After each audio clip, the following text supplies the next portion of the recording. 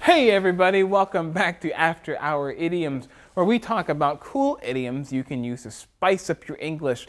Let's invite to the show our very lovely and wonderful teacher, Pauline. Oh. Hi, David.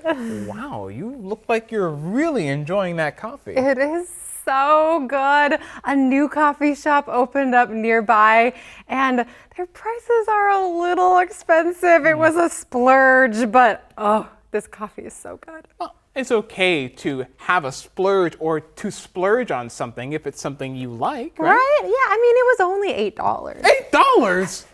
Okay, you're right. It's really expensive. Oh my it's goodness. Definitely a splurge, but I only splurge on it every once in a while. Right. Okay, so if you splurge on something, it means that you spend a huge amount of money to purchase something. That's right. Often it's used as a verb, although you can say something is a splurge, and that's the thing you bought, my coffee, that costs a lot more than normal or isn't something you really need. Right. So usually to splurge on something too often is a very bad habit.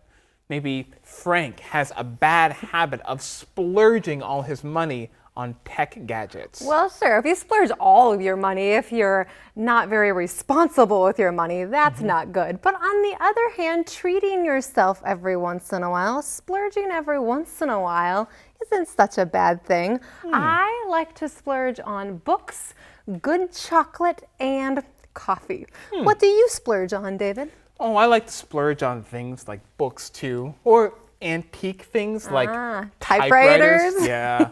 Yeah, I've definitely splurged on buying an old typewriter before. We all have things like that. For sure. Now, if you splurge on things too often, though, I bet your husband Josh would want to have a word with you. About our finances. Yeah. If someone wants to have a word with you, that word isn't going to be just like a nice, happy word. No. They want to have a conversation with you privately about something serious and often something critical that might cause some conflict. Right, to have a word with someone. Maybe, if you didn't show up to the meeting that your boss expected you to be at, maybe one of your coworkers will come to you later and say, hey, the boss wants to have a word with you. He didn't see you at the meeting this morning. Ooh, yeah, that's not something you want to hear. No. Although, of course, to have a word with someone doesn't always mean the person is angry with you or critical. It could just mean that they have something serious they want to talk to you about that's really private. They don't want others around, so that's a way of letting them know. Oh, speaking of David, actually, I did want to have a word with you. Do you have time? Yeah, but this isn't really a private place. We're kind of on the show right now. That's right. We can do it later. Sure, you can have a word with me later. Until then, thank you guys so much for coming on to the show.